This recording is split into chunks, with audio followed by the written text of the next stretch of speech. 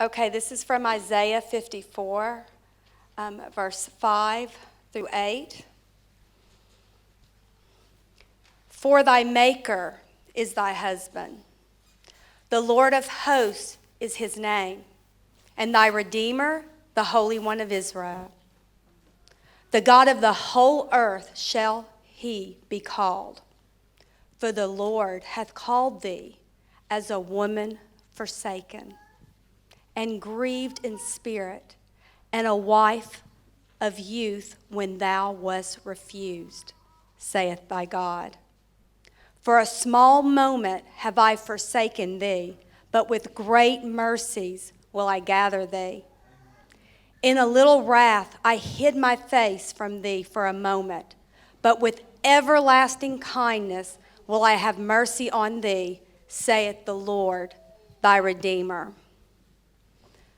This verse, especially where it says, a woman forsaken, I know what that's like to be a woman forsaken. When it talks about a wife of youth, when you were refused, I was a wife of youth that was refused. When I read that verse, it was so personal to me. And God would teach me that he was my husband. The book of Isaiah, it became so important to me and still is, because he would speak to me so intimately through that book, telling me that even though I was forsaken and was refused by others, yet he called me by name. He wrote me on his son's hands, and that he loved me with an everlasting love. I remember one night I was praying, and I heard the Lord speak to me, and I was unsure if it was really him. And he said, the king is delighted in your beauty. Eric called that night. He was at his apartment. He called to speak to the children. And I told him, I said, I was just told, and I think I told him, I was told by a man, that he was delighted in my beauty. And he totally blew me off, like, what are you talking about? And I was like, I've never been told something like that. He was delighted in my beauty.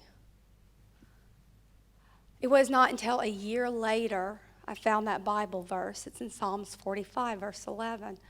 I always read the King James. That's just my preference, still is.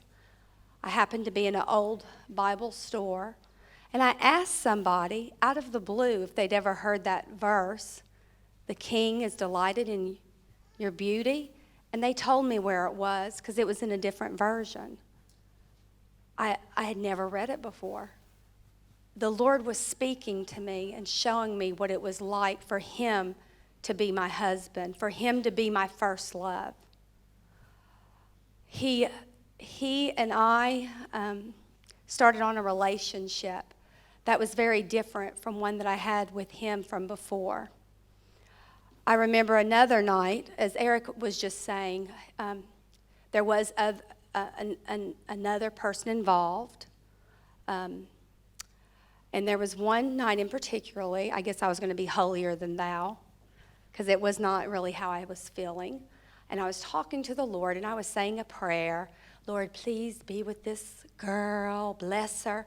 And I'm not going to lie to y'all. I was not wanting the Lord to bless her. It was not a real prayer. And it's almost like the Lord was like, when are you going to quit playing with me and be real? And I threw a fit.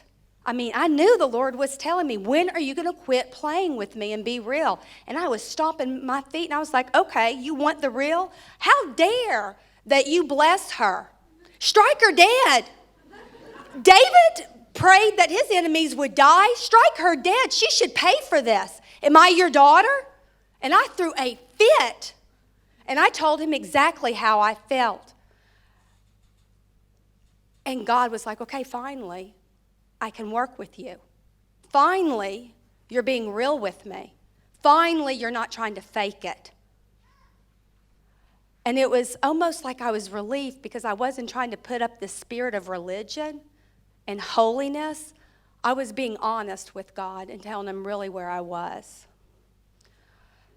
And he led me to pray and fast.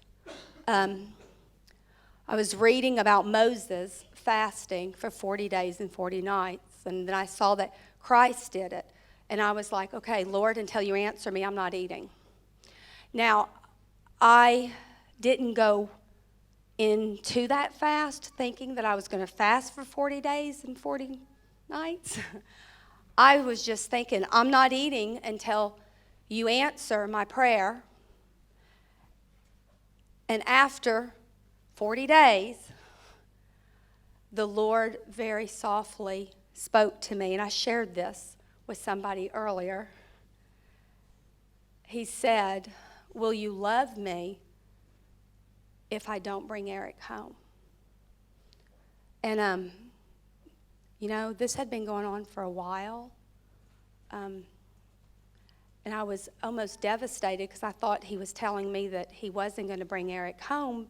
And all this time, because this has been years, he had told me that I needed to pray for this. And I thought he was saying, no, I've changed my mind. And I was like, what? And he was so good when he asked me that. Well, if Eric doesn't come home, will you still love me? And I'm not going to lie to you, I had to really think about that. It's not like I was like, yeah. I was like, are you kidding me? Does that mean he's not coming home? And the Lord did not say anything to me. That question was just there. And I had to really think about that. Will I? Am I serving you just for the loaves and the fish? Am I serving you just to get what I want? Is this about me or is this about you? And I finally had to really pray through that. And I was like, yes, Lord. If Eric doesn't come home, I'm in it for the long haul. The Lord has to be our husband. He has to be first. And we have to determine in our heart, are we serving him for what we can get out? And I had somebody ask me, I thought this was interesting. They said, are we better than our Maker? How did Jesus come? Did he come to be served? Or did he come as a servant? Do we come to church to be fed? Or do we come to feed others? Do we go out into the world to hear the gospel? Or do you go out into the world to preach the gospel? Why are you here? Why are you here? Are you here for yourself? Are you here for the person next to you? This is a question, I know it's tough, but are we asking ourselves these hard questions? Because this whole thing about self, I will be like the Most High, I will ascend, where does that come from? If we are not putting Christ first, and we're not asking ourselves some of these really tough questions, and we're not being honest with God, do we think that we're hiding the truth from him and he can't see? So some of these hard things that God has answered me, I had to be honest with him. And it was not always pretty how I saw myself. But if we're not willing to look at that, then how can we be renewed? How can we be changed? Christ needs to be our husband. He needs to be first, always.